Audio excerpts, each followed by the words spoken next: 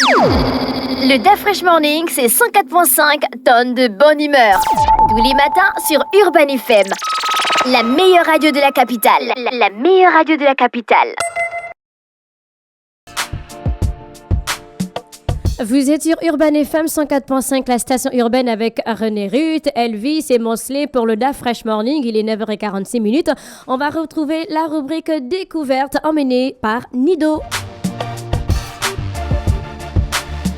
Elvis et Mosley, est-ce que vous consommez d'abord du Nido ou est-ce que vous donnez du Nido à vos enfants? Bon, toi, Elvis, tout le temps, tu prends le Nido ici, là, donc je ne pose même pas la question. Non, moi, je kiffe Nido, hein. Si tu laisses la boîte de lait... Il va acheter 2 sucres. Madame cache toujours la boîte de lait, hein, Lui, parce que je donne au moins 7 cuillères. Elvis, il va acheter le sucre de 25 pour prendre avec une tasse de Nido. On ne dit pas les secrets.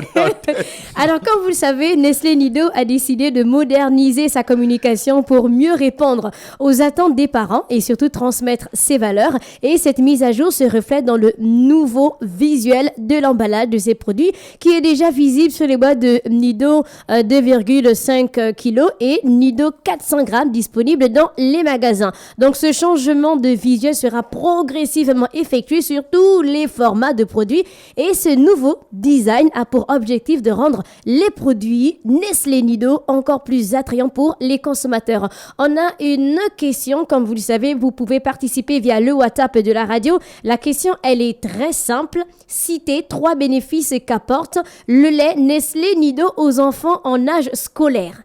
Citez 3 bénéfices qu'apporte le lait Nestlé Nido aux enfants en âge scolaire. J'attends vos réponses via le WhatsApp de la radio 065 05 10 45 en fin d'émission. Je dois avoir 3 gagnants. On rentre dans la rubrique découverte. Mon qui pour toi est le meilleur acteur gabonais de tous les temps.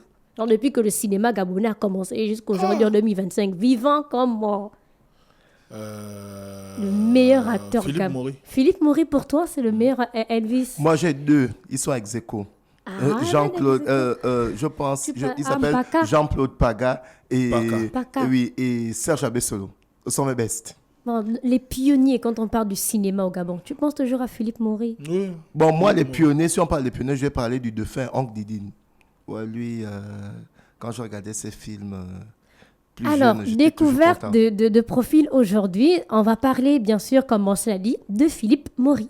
Parce qu'il est considéré pour beaucoup comme le meilleur acteur gabonais et vraiment un pionnier. Donc, il est né en 1935 à Lambaréné, donc au Gabon.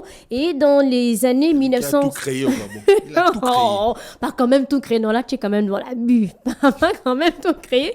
Donc, il a commencé sa carrière cinématographique en France au milieu des années 50 avec un rôle dans le court-métrage Afrique sur scène réalisé par Soumanou Vera, marquant le début de la cinématographie officielle d'Afrique noire. Et quand on parle aussi de carrière cinématographique, tu penses à quel film de Philippe Maury?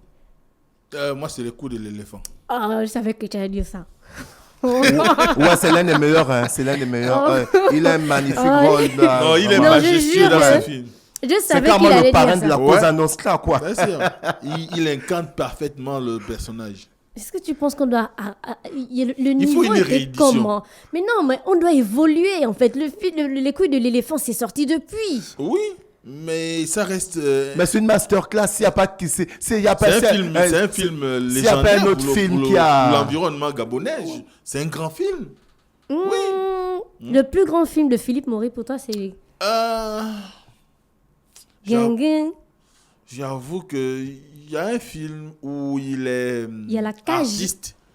artiste et puis... Avec Imunga Dole. Oh non, pas dans Dolé. Moi, je suis même Il y a un un film qui passait à films Gabon Télévision à l'époque. où il partait où on prendre la femme montre de bien- son oncle, là. Non, ça c'est Tchougoudja. Tu parles de Tchougoudja? Non, c'est pas tout. D'ailleurs, je suis un autre film de Philippe. Ah Maury oui, où il va, où il va au effectivement. village, là. Oui, Mais je connais pas le c'est titre. celui-là. Là où on montre aussi des très beaux plans de Libreville, les cocotiers sur la plage et tout ça. J'ai oublié le nom, mais c'est un très beau Pour film. toi, tu restes avec Le meilleur film, tu dis, pour toi, Les couilles de l'éléphant. Alors, en 1955, il a tourné dans Afrique sur scène, La rue des Les Bouches tam-tams se peintes. sont tus, je crois. On n'enterre pas le dimanche aussi, en 59. On a La cage en 63. On a Le Grand Blanc. Il est dans Le Grand Blanc de Lovaret. Ouais, c'est aussi un grand film. Oui. Oui, Une belle incarnation. oui, on a Inspecteur Sori, Le Mamba. C'est sorti en 2005. En 2006, on a L'Homme de liberté de Imunga Ivanga. Ivanga. Et puis, il est dans un film que j'ai jamais regardé, Le collier de Makoko. Moi aussi, je n'ai pas encore regardé ce film. C'est bizarre. J'ai jamais regardé ce film. Je sais pas s'il est C'est vrai? disponible quelque part. Je C'est sais. vrai que je Alors ne l'ai pas là, aussi regardé jusque-là. On va demander. Il y a Régis Massimba qui est dedans, je pense. Si je ne me trompe pas, oui. tu penses qu'on doit rééditer Les couilles de l'éléphant? Oui. mais C'est un c'est classique. tout pareil. En fait, Parce que toi, dans la tête, tu vois, tu as toujours Philippe Maury. Les coups de l'éléphant, c'est un film qui met en exergue un peu l'environnement politique en Afrique, tu vois, où on a les interactions entre les acteurs politiques, comment les jeux de rôle peuvent changer d'un moment à l'autre, comment quelqu'un peut changer son statut social pour le simple fait qu'il s'engage en politique, tu vois. Tu vois un peu le rôle que joue Serge Abessel là-dedans. Très vite, il est propulsé parce qu'il est coaché par un gars. Bon, tu vois qui, si on refait les couilles de l'éléphant, tu vois qui en remplacement de Philippe Maury? Comme quel Serge Abessel. acteur? Serge Abessel. Ouais. Oui, il joue bien, Ouais, c'est vrai. Pour ça, quand même, Ouais, Serge ça, Abessel. Serge Abessolo, tu Ouais. penses? Bon, ouais, ça va. Mais est-ce que je savais pas qu'il y avait un lien entre Légis et puis Philippe Maury? Oui, c'est lui qui a créé le Sénassi, qui est l'ancêtre de Légis. Mais je te jure C'est que- pourquoi j'ai dit qu'il a créé J'étais en tout train de me créé. dire que, mais ah bon, comment ça? Je pensais que c'était, bon, pas assez récent, mais il y avait donc un autre nom, donc une autre appellation. Oui. Il faut savoir que Philippe Maury l'a joué non seulement dans plusieurs films, dont certains remportaient des prix prestigieux. Il a également été à l'origine de la création de plusieurs œuvres cinématographiques qui ont marqué l'histoire du cinéma gabonais. Et en 1975, il a fondé le Centre national du cinéma gabonais, qui est devenu plus tard l'Institut gabonais de l'image et du son. Oui. Mais si c'était en 1975, on est en 2025, on devait avoir assez d'œuvres normalement. On en a. Le cinéma gabonais est riche, sauf qu'il n'est pas suffisamment vulgarisé. Il connaît le même problème que tous les autres pans de la culture, c'est-à-dire qu'on n'a pas suffisamment investi dans la culture, à telle enseigne que même les Gabonais ne connaissent pas nécessairement les films gabonais. Quand on parle par exemple de Oncle Didine, tu vois, on a gardé le nom d'une série. Mais il a tourné aussi beaucoup de films. Par exemple, là où il joue le singe fou. Ouais. Ce film-là, Ikapi, tu vois, on voit, mais beaucoup ne l'ont pas suffisamment connu dans leur enfance. Aujourd'hui, on découvre, parce qu'il y a des diffusions un peu sur Gabon Télévision, du moins c'est à l'époque, mais nos chaînes de télévision nationales ne diffusent pas suffisamment de films gabonais. Il y en a suffisamment. Or, ça devrait être naturel qu'un Gabonais sorte un film et qu'il y ait une coproduction ou un financement Oui, qui mais vient est-ce qu'on soit de a l'État. la même façon de consommer le cinéma comme ailleurs? Parce qu'eux, ils ont les salles de cinéma. Ça veut dire que 2 à 3 fois par semaine, au Maroc ou encore au Sénégal, ils savent qu'ils vont aller au cinéma. René Ruth, c'était une culture au Gabon d'aller au cinéma. Oui, il y Tu as avait des des cinémas salles, il y avait tu as le cinéma Akébé, Lokomo, le tu as le Como, cinéma Le Gabon, Akébé, le Gabon, Majestic. le Majestic et consorts. Tu as un peu partout dans toutes les provinces du Gabon, il y a au moins une salle de cinéma. Il y avait une salle. Bon, Il n'y en a plus. J'ai même Les vu à bâtiments Port-Gentil existent. le cinéma C'est Le juste Goué. que- Oui, Le bien bâtiment ça existe. existe. tu as le cinéma Le Wole à Oyem. Donc, ils sont Il est fonctionnel? Non, il a été récupéré. Bon, maintenant, après, pour quel usage, on n'en sait rien. Mais ce qui est sûr aujourd'hui, c'est qu'on avait cette culture-là d'antan. C'est-à-dire qu'on avait la possibilité d'aller regarder les films au cinéma. Sauf que nous sommes des consommateurs compulsifs. C'est-à-dire que dès qu'il y a eu... Ça se faisait, c'était beaucoup plus rentable. Parce qu'à l'époque, il y avait le phénomène de l'absence de téléviseurs dans les maisons.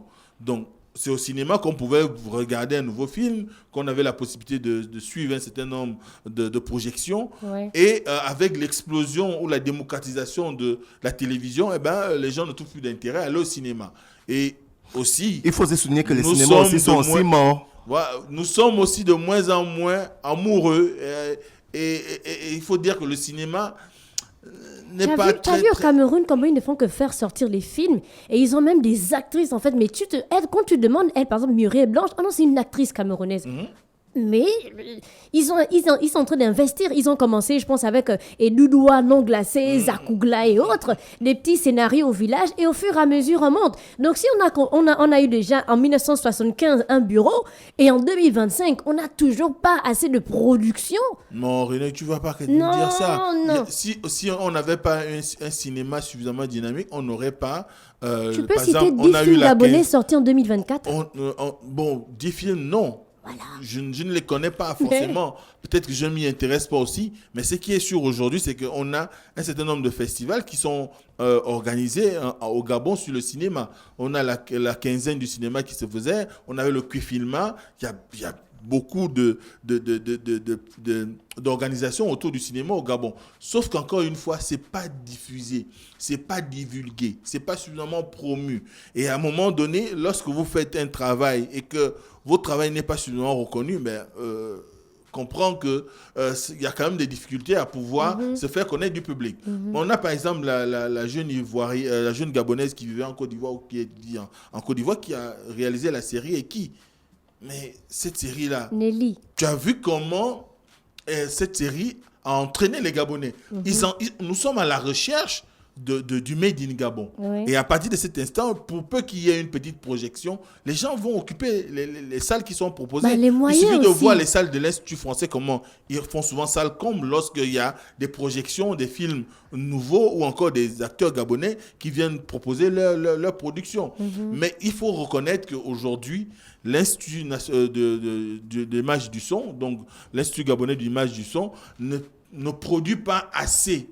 Ou peut-être ils n'ont pas assez de moyens. Maintenant, est-ce que Régis Massimba, qui est le président du conseil d'administration, ou Serge Bertrand Abessol, qui est directeur général, ont une stratégie pour rendre beaucoup plus compétitives les productions gabonaises ou encore dynamiser le secteur? Je n'en sais rien.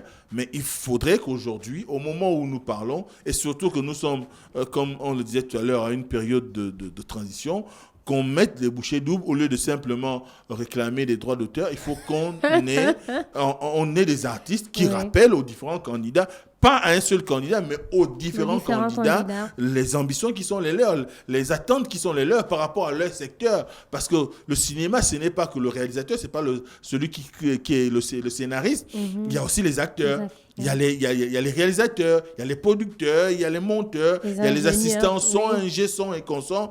Toutes ces personnes-là qui gravitent autour du monde du cinéma doivent pouvoir avoir une capacité à pouvoir influencer au mieux les politiques publiques pour qu'ils soient pris en compte. En tout cas, on attend après les élections. Peut-être qu'ils vont sortir de leur chambre et peuvent nous proposer autre chose. Oui, donc, parce que tu as vu, Philippe Maury et les autres ont fait leur part. En créant le CNAC à l'époque, c'était une façon de pouvoir mettre à la disposition de tout le monde un outil qui soit capable d'être le véhicule qui fasse la promotion ou qui participe à la production des films gabonais. Et ailleurs, quand vous allez voir, il y a aussi une responsabilité de nos responsables des médias publics. Parce que quand vous voyez chez les autres, quand vous allez voir un film français, vous aurez toujours soit de la collaboration de TV5 ou la collaboration de CFI ou la collaboration des chaînes TF1. Parce qu'ils savent que derrière, il y a le besoin. Il y a même des chaînes qui produisent des séries et des films. Si je participe à la production d'un film, j'aurai le droit de pouvoir diffuser ce film-là. J'aurai le droit de pouvoir diffuser cette série. Donc, il y a un nombre de collaborations qui doivent être établies entre les producteurs et les diffuseurs, notamment les chaînes de télé sur le plan local ou d'abord les chaînes publiques. Dans la rubrique découverte, aujourd'hui, on parlait de Philippe Maury, qui, je rappelle, est né en 1935 du côté de Lambaréné et qui est décédé le 7 juin 2016. On revient avec Nido. Le lait Nestlé Nido n'est pas seulement une boisson. Nido a été spécialement formulé pour apporter des nutriments essentiels qui favorisent la santé et la réussite scolaire des enfants en âge, donc on va dire scolaire. En consommant Nido, les enfants bénéficient de plusieurs avantages. Meilleure concentration à l'école grâce au fer et aux vitamines B9 et B12. Nido aide les enfants à mieux se concentrer et à réussir leur apprentissage. Croissance saine et performance améliorée avec une teneur plus élevée en protéines et en énergie. Nido soutient la croissance et permet aux enfants d'être plus actifs. Par rapport à la question du jour, citez 3 bénéfices qu'apporte le lait Nestlé Nido aux enfants en âge scolaire. Citez 3 bénéfices qu'apporte le lait Nestlé Nido Nido aux enfants en âge scolaire. Vous avez été nombreux à participer via le WhatsApp de la radio, mais on ne peut y avoir que 3 gagnants. Et nos 3 gagnants du jour sont Indila, Ariane et Leslie. Indila, Ariane et Leslie. N'oubliez pas de vous abonner à la page Facebook Nido Mums. Le Da Fresh Morning, c'est 104.5 tonnes de bonne humeur. Tous les matins sur Urban FM. La meilleure radio de la capitale. La meilleure radio de la capitale.